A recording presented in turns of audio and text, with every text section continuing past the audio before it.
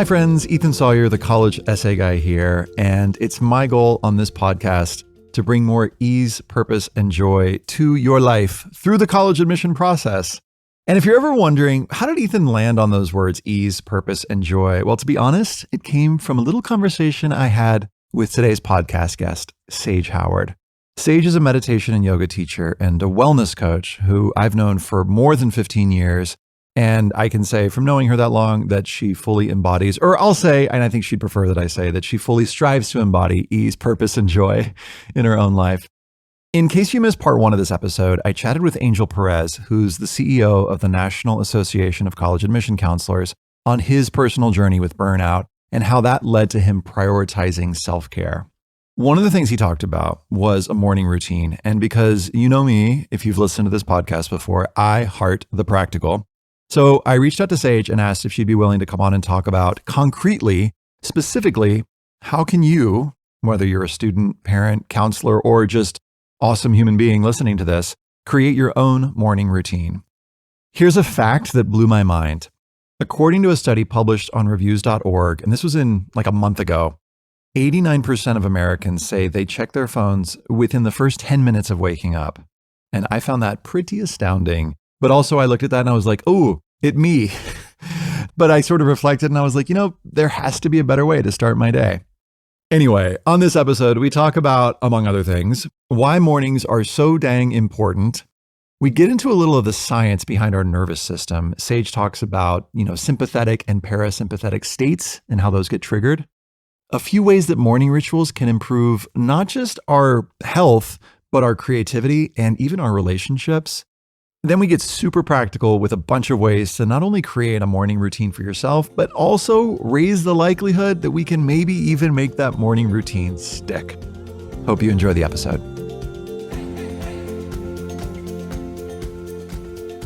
Hi, Sage. Welcome to the podcast. Thank you, Ethan. Well, I feel so much joy just talking to you. I think that's why I'm laughing. So I want to set a little context for our listeners. One of the things that inspired me, well, two things inspired me to bring you on, Sage. One was you shared in our counselor community recently about morning rituals and about why they're so important in your life. And I thought to myself, this is too good to share on just a webinar/workshop thing. I want it to be a podcast that will live evergreen in the universe because it was so practical and so heart-based. And I think that those are two of the things that I strive for in my work is how do I, as college essay guy, provide resources that are practical, but that are also coming from a heart-centered space, as it were. And then the other thing is just the impact that you've had on my life for the years we've known each other for the past, whatever it is, 15, 17 years. And I think you know this, but I'm not sure to what extent you know this. Your direct and indirect impacts have changed the way that I think about food, the way that I think about my use of plastic, the way that I think about where I want to live in the future, where I want to retire to. And so you've just had huge impacts on my life. And I want more people to know you and to know about you. And so I'm just present to gratitude this morning. Oh, my heart is so soft. It softens hearing you say that because I know deep in my bones that the most radical change that we can have on the planet is really tuning into what really matters to us and living in alignment with that. But we often don't know unless people reflect it back to us. And so thank you. So I want to talk about morning rituals. What is your earliest memory of a morning ritual being important to you? The earliest memory I have is a ritual that my dad and I called sitting.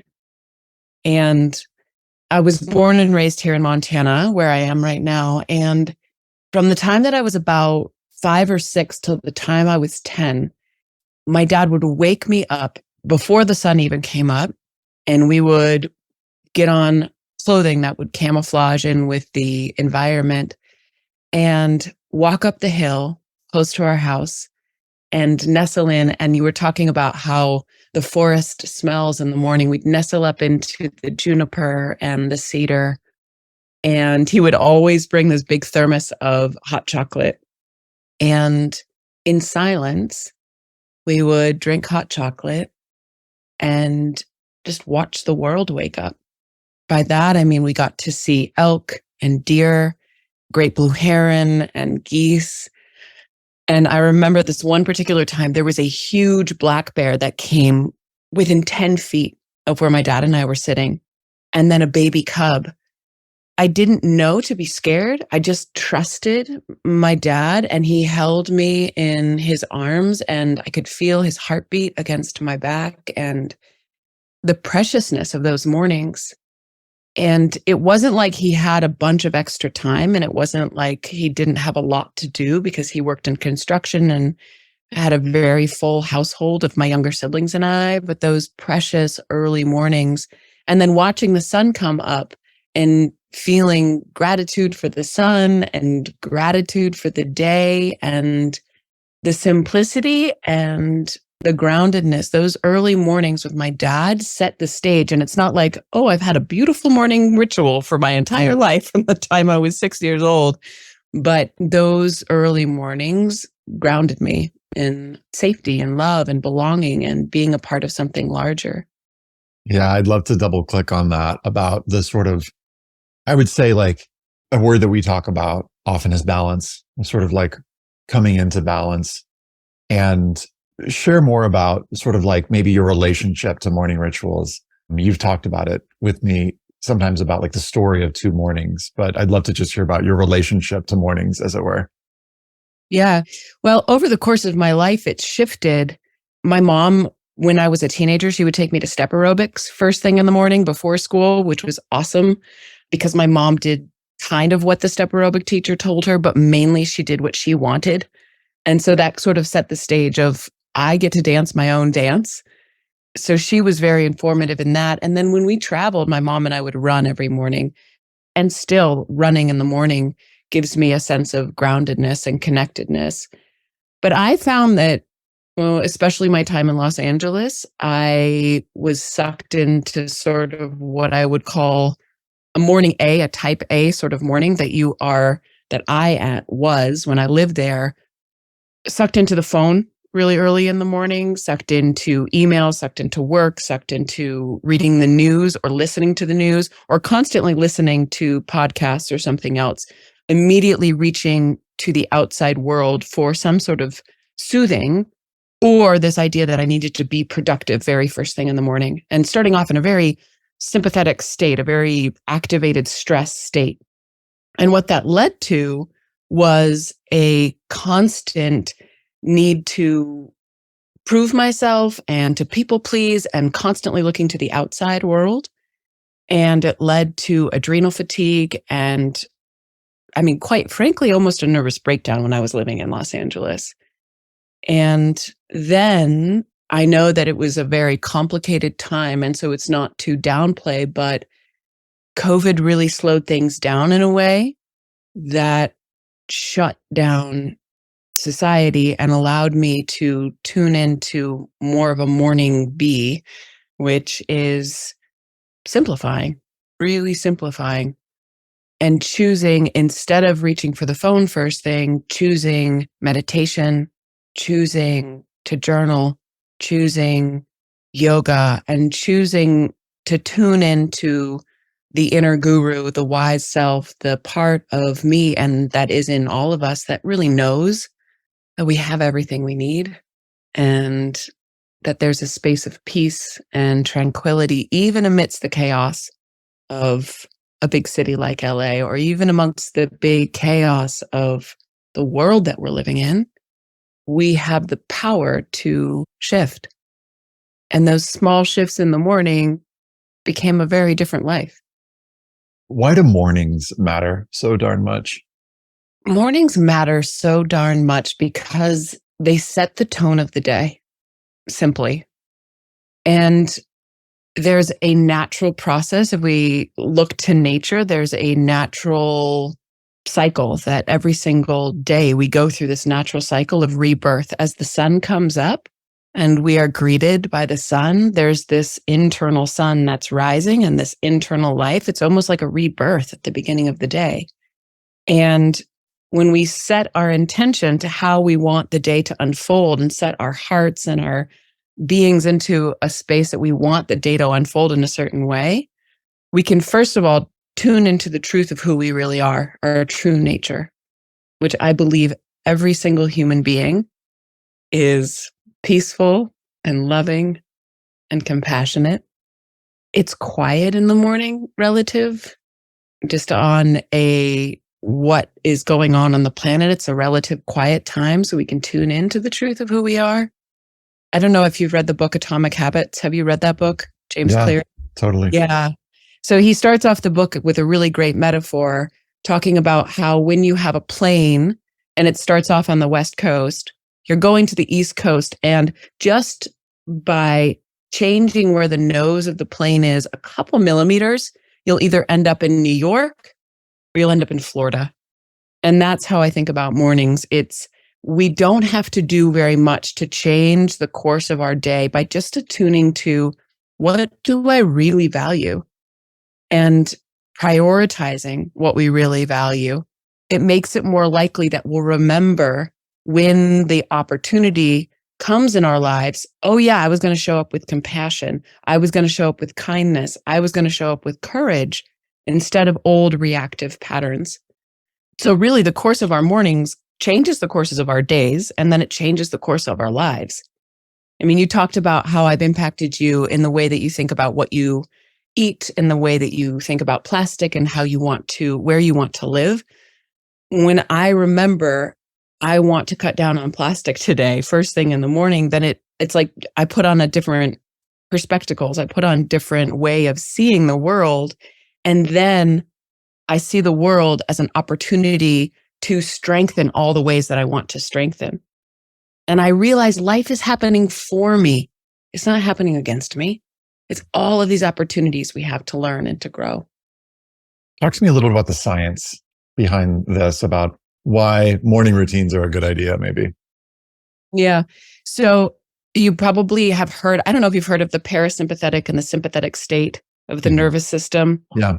There's a lot more research that's coming out about mindfulness and about meditation and yoga and journaling and singing. And it all comes back to our nervous system.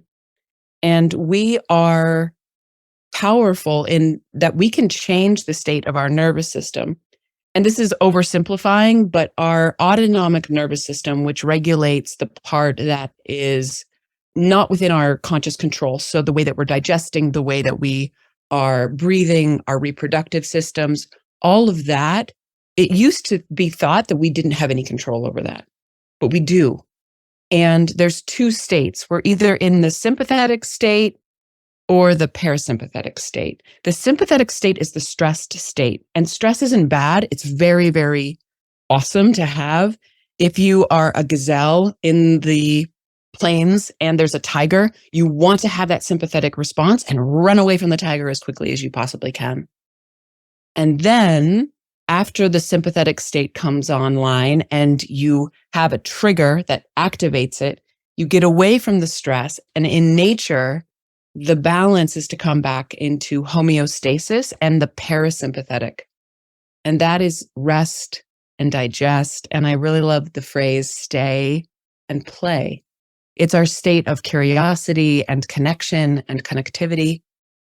When we, first thing in the morning, we look at our phone, or we have the news that we consume first thing in the morning, the news is like somebody coming into your bedroom and telling you about all of the problems in the world. Right. And that is really activating to the sympathetic state. It's like, oh my gosh, there's so many things that are happening and they're not in our control. So it makes us stressed out. But unlike the gazelle, we can't run away. We can't do anything. So the practices that I advocate, that I do for myself, is to get us into the parasympathetic state first thing in the morning.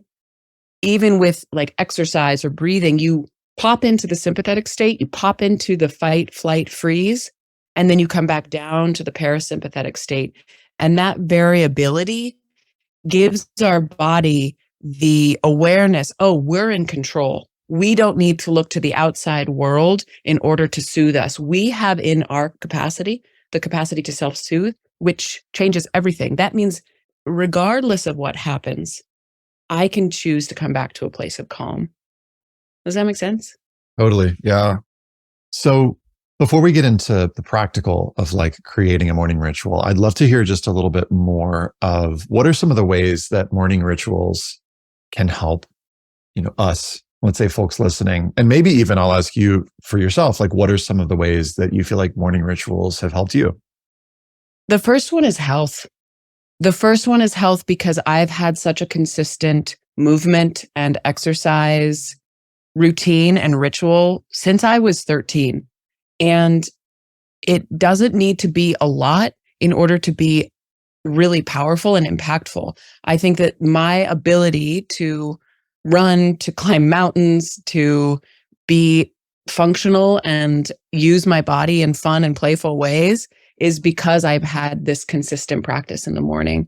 I don't get sick a lot and I enjoy being in a body. I think a lot of people have aches and pains, and I'm blessed because I have a, pretty healthy genetics, but it's also because I've been diligent and I've prioritized movement and physical exercise. And what that does is that you're more aware of your body throughout the day. So even if I'm on the computer for long periods of time, I'm aware of my physical body and what it needs. I don't tend to get over dehydrated or forget to stretch or things like that because I tune into my body first thing. So the first thing is physical health. And I really don't think that you have much if you don't have your physical well-being. And it's inevitable that that is going to decline, but to the best of our capacity, doing something in the morning for our bodies is key, is awesome. So I would say health is the first one. The second one is awareness, and awareness of my emotional state and my mental state. And so that I can be more in tune with my needs, and for the audience, so that you can be more in tune with your needs, and realizing that your emotions are valid and that you can take care of yourself. So personal awareness of what's happening in your body, in your state. And that leads to happiness, which I think is the third biggest thing, is that overall, my sense of joy and equanimity has gone up because I don't start off my day by reading the news or taking in things that could stress me out. And when I do look at my phone first thing in the morning, or when I do jump into work, I recognize I don't get as much done and I'm not as happy. I'm not as easily filled with joy. So health, awareness, happiness. The fourth is creativity.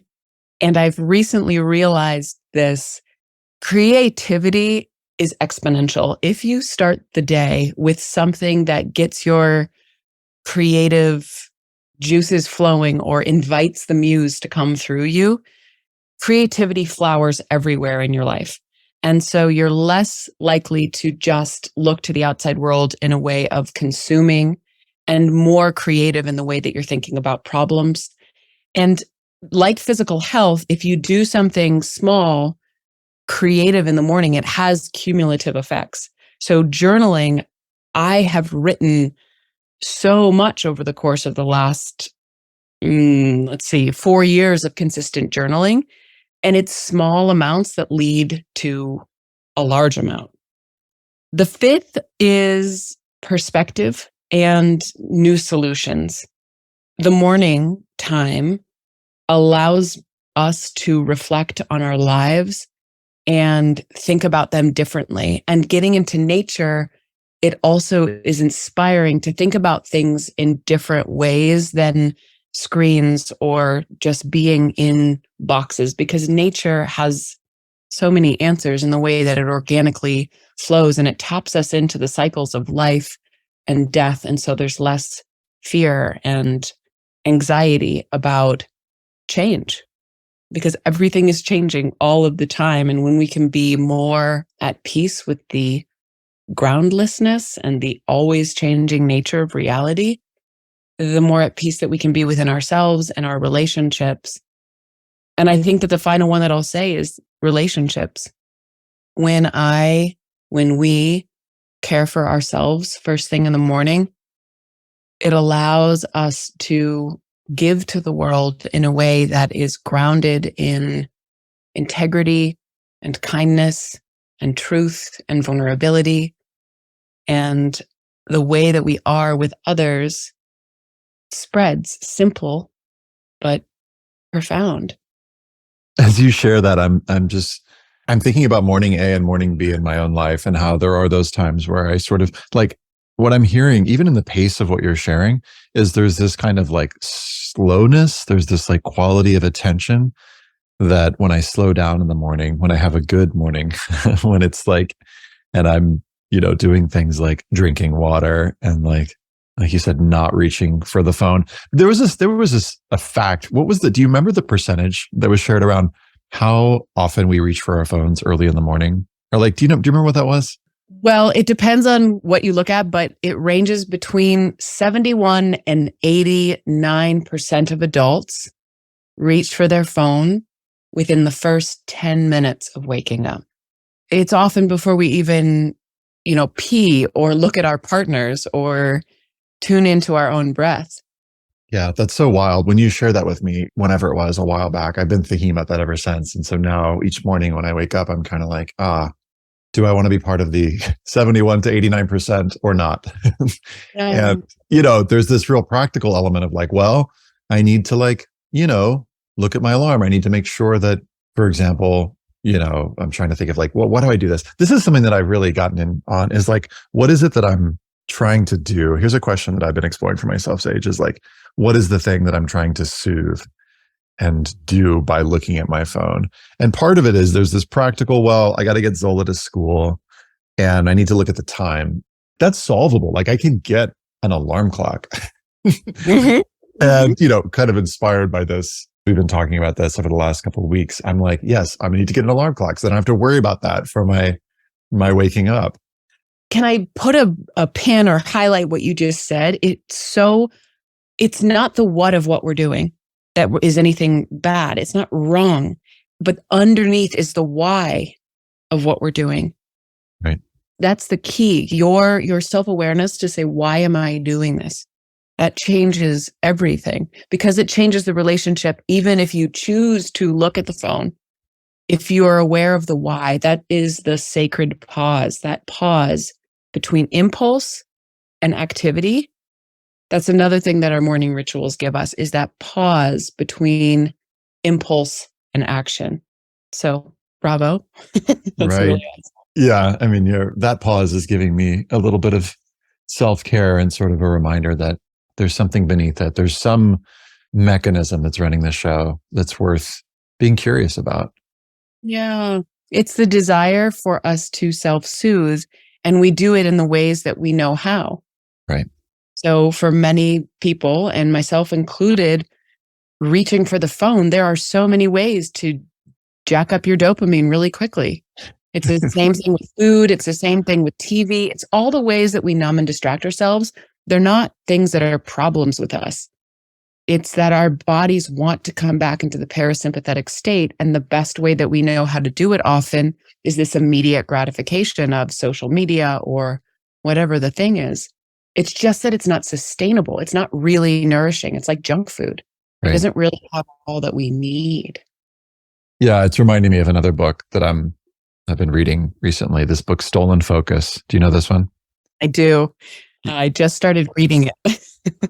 Yeah, it's making me think about, just to listeners, this is another awesome one sort of breaks down what are these different forces in our lives that are competing for our attention. I think the author goes through 10 or 11. It's pretty neat. I'll put a link to it in the show notes, but let's get to the practical stage. So if folks are listening to this and they're wondering, okay, how do we actually do this? How do I start a morning routine? Because as I imagine folks listening to you, they're like, oh my gosh, I haven't been running every morning since I was 13. Like, I don't know that I can do this. So I'm really asking two things. One is like, I'm kind of asking an implied question, like, is this doable? And two, give us some practical stuff. How do people actually go about creating a morning routine? It's absolutely doable. You already have a morning ritual because everybody wakes up in the morning. And so whatever you're doing, that is your morning ritual. So it's being aware of what you're doing and then shifting it. It's not like you have to wake up at 4:30 in the morning and do all of these things. I came up with the metaphor that has been helpful for me to let you remember, and you can fill in all of these different parts. It's called the tree of wellness or the tree of well-being. And each part of the tree represents a part of you. And I would say right now, for the people who are listening, take out a pen and paper and jot down some notes of things that maybe you could do for your own morning ritual. The best, well, I won't say the best, something that you can try first thing in the morning is, even before you get out of bed, ground in gratitude. And simply try taking 3 deep breaths, and each breath connect to something that you are grateful for in that moment. Even if you have time for nothing else and it's going to be hectic with getting kids out the door and all the things of the morning, grounding in gratitude will attune your awareness to the things that you're grateful for in your life. And building a morning ritual, choose the things that feel most inspiring as I'm listing these. And please don't think that you have to do them all at once.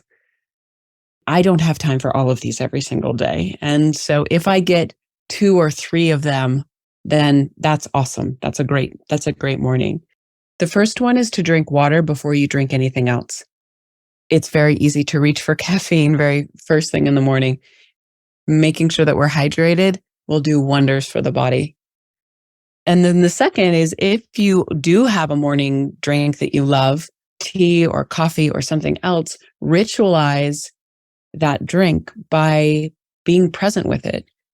Actually taste the coffee, smell the coffee, give gratitude for all of the things that went in to bring that coffee to your hands.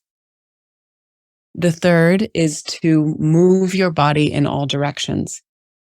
You can shake, stretch, strengthen, sweat, go out for a jog, do some yoga, play pickleball, something that is enjoyable. Even just putting on a song and dancing to a 5-minute song, moving your body in some way in the morning, just like animals do. They wake up, and if you watch your cat or your dog, they automatically stretch and wake up their bodies. Another thing that you can incorporate is breathwork, and breathwork is becoming a lot more available. There are a lot of different ways that you can learn it. There's lots of different apps that you can follow, but just simply taking 3 or 5 or 10 deep abdominal breaths soothes down the nervous system into that parasympathetic state. Try taking a few breaths in the morning, and then if you are getting stressed out throughout the day, return to those deep abdominal breaths. Another thing you can try is singing. So incorporate this with your dance. If you want to put on a song and dance first thing in the morning, you could also sing with your kids, sing with your partner, sing with yourself, sing in the shower. But singing is really wonderful to awaken joy and movement and playfulness. Another thing to incorporate is nature. And a lot of people already take their dogs for a walk, or have even just the walk from your house to your car. If you're commuting, you can take that little tiny bit and try looking at the sky, the trees, taking a breath and recognizing, even walking barefoot across your lawn before you put your shoes on. Little tiny ways that you can try to incorporate your connection to nature in the morning grounds you into the larger web of life. And I know that this is something that's in people's awareness, and I hear a lot of, I should meditate more, but meditation in the morning is so potent, so powerful, and it's hard. It's really hard to sit and to create a meditation practice. And I have found I have started to crave it. I can tell when I haven't meditated, and 5 minutes makes a difference. In the morning, if we're aware of our emotional and ourselves, then we can attune to our needs with more awareness throughout the day. And so meditating, and it doesn't have to be long, just has to be 5 minutes. And it doesn't even have to be a quote unquote good meditation. Making it a ritual, making it a habit it has a cumulative effect. The next is journaling, dream journaling, gratitude journaling, process journaling, setting out your journal and a pen the night before. And so that you can journal first thing in the morning. You might have heard of morning pages, but just allowing yourself to write whatever wants to come up, or incorporating your writing and your journaling to what are my priorities for today? And what are the things that I want to return to value-wise throughout my day? Incorporating writing slows us down, because writing things out longhand, it slows our processing down because we can't write as quickly as we can think. So it slows our mental state. So try journaling in the morning. Reading something pre-internet, a book, something that is inspiring, something that is grounding. Some of my favorites are Mary Oliver and Hafiz. Anything that taps you into a sense of wonder and awe and love and creativity and perspective and humanity. It's become something that's really cozy, because I used to wake up and just have a cup of coffee and go running. So it was very energetic morning, but it wasn't necessarily soothing and calming to the more soulful parts of my being. And reading in the morning, something that is in a book, something that was written before the hecticness and the chaos and the overwhelm that we feel in today's society, has a really grounding effect. At least it has for me. And I tapped this into it before, but try to remind yourself of the values that you want to embody throughout the day and what your priorities are, so that you are less likely to get pulled by the umpteenth things that want to pull your attention and awareness away. And maybe they don't get done, but it's setting the intention and tuning to what you do want to prioritize. It makes it more likely to happen. And the final thing that I'm going to say, something that is joyful, something that is laughter. This is something I'm trying to do more in my life. My grandma is such a great example. She's read the comics pretty much every single day, and she would cut the comics out of the newspaper and send them to me when I was in college.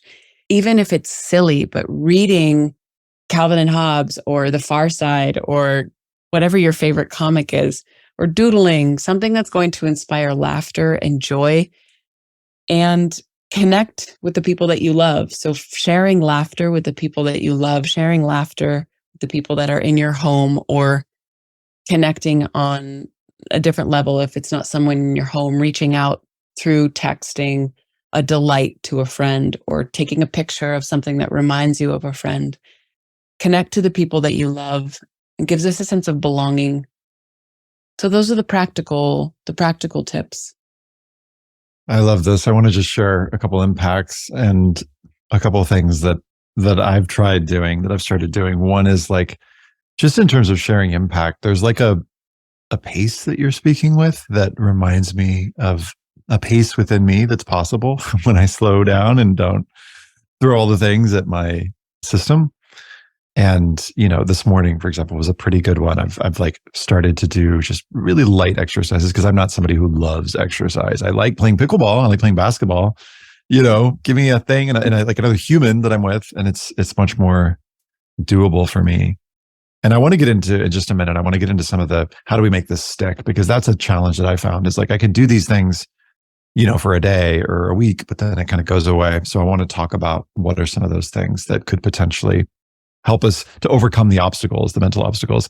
And a thing though that I've started to do is just like the simple, like with aromas or scents. Some people do like scented candles. Those are a little bit much for me, but like just lighting like Palo Santo and just burning that a little bit and having this smell in my working space, my office, for me has been a really awesome way of just reminding me of like, this place of peace, this place of groundedness is something that can persist.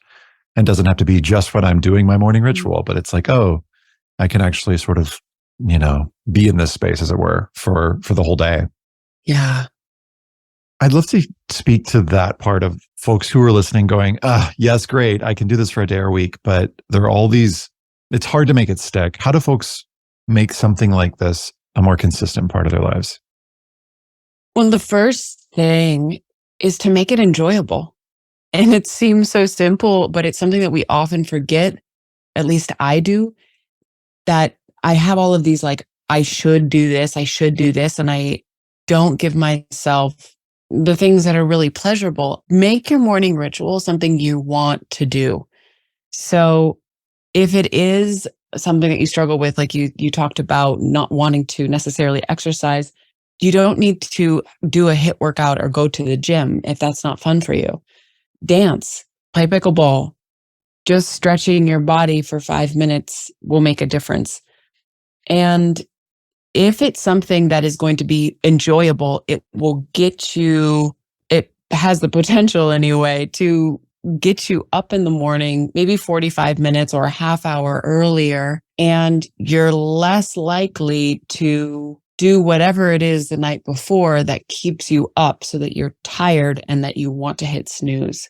And so the first thing is to make it enjoyable. And then the second thing that has really helped me, because the mornings are full and there's it can be a lot of hecticness and demands on us, is to prepare the night before and not to leave it up to chance, because we fall to the level of our systems. We don't rise to the level of our goals. I can have a lot of good ideas of what I want to do in the morning, but if I'm waking up and I don't have the clothes that I want to work out and I'm rummaging around, then I'm looking for my journal or whatever it is. You want to prepare the night before. And I think of it as being really kind to my future self.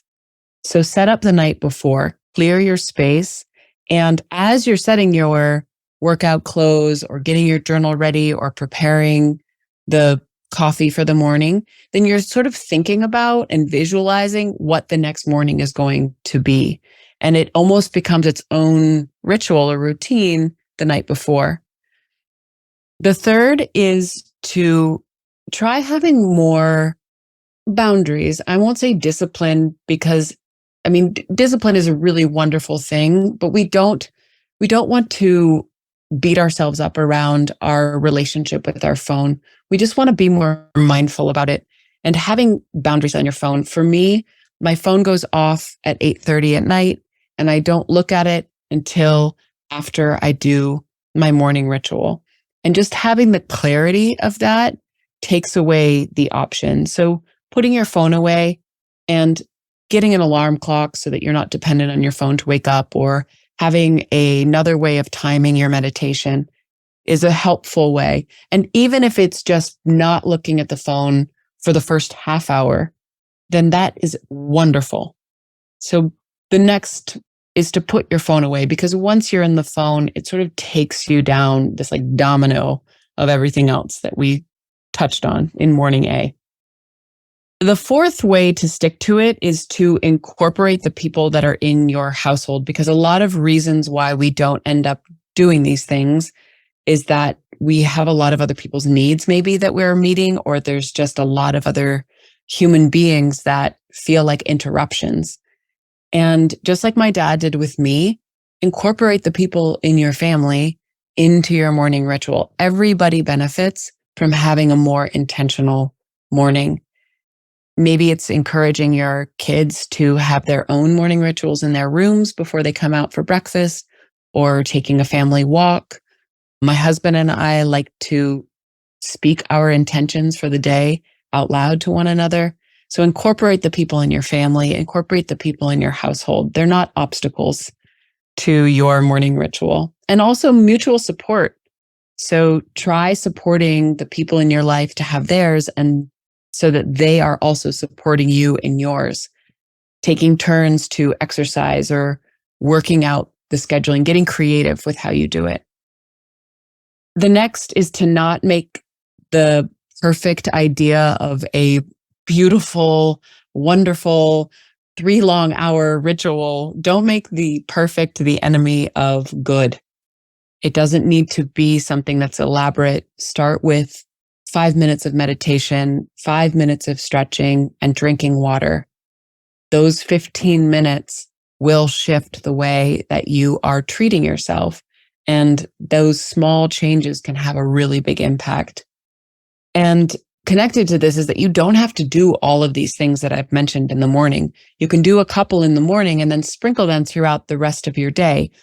When you are taking a lunch break, also incorporate some breath work.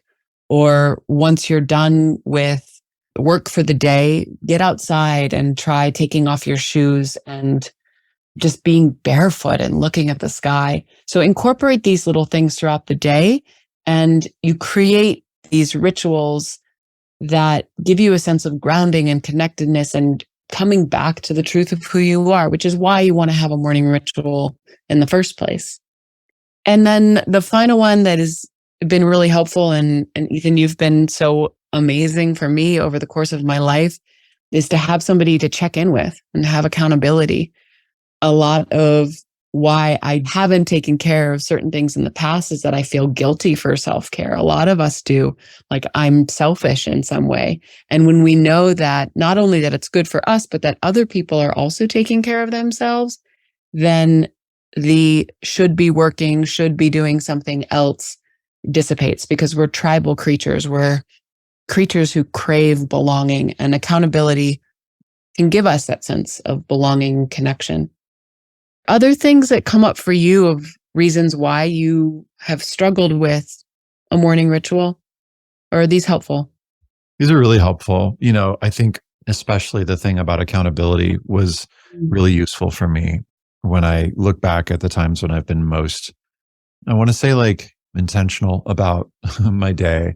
It was at times when I was in connection with my friend Sarah. We set up an accountability partnership on a spreadsheet. It was like a simple Google Doc that started with like, okay, I'm going to do one or two things. And for me grew to like actually quite a few things, and getting up early and meditating regularly. And I really have missed that. So this whole conversation is inspiring me to come back to that. And I'll probably do an update in 3 or 6 months with folks and be like, here's what, the impacts were of this conversation with you. But for me, having that person that I could just check in with once a week, and having that thing daily that I could just be like, all right, here's the thing that I've done. And then for us, it was like check boxes. It was like, did I do the thing or not do the thing? Or if that felt like not quite right, it was like, to what extent? For example, one thing that I wanted to be even more intentional about was doing one thing a day for my partner and for my daughter. So there's a box on my spreadsheet that says V, one thing. And it's like, what's one thing that I did for my wife to let her know that I love her and that I'm thinking about her? And what's one thing that I do for Zola? And so an example of that today, if I were to do my spreadsheet today, would be, my wife is taking the day away to just sort of have time for herself. You know that Veronica does this sometimes. And today's Friday, which is Daddy Zola Day. And so I'm going to pick up Zola, and we are going to pitch a tent in the backyard. Actually, probably in the front yard this time, once the peacocks here clear out. and that'll be today. And so, yeah, what I'm reminded of as you're sharing all this is like that quote, peace is every step. And I do think about this whole thing as like, this is a day by day thing. And so it's not sort of like, I think I get overwhelmed when I imagine like trying to be the perfect version of myself that I imagine I can be in a year or 10 years or whatever it is. And it's like, oh, wait, there's like, what can I do today? And I need to take my own advice. I tell students, what can you control? And I can't control what I will do tomorrow or next week or next year, but like, what can I do today? Yeah. And so I think I'm trying to remember that for myself. Yeah. And the point is not to get to the end of the music.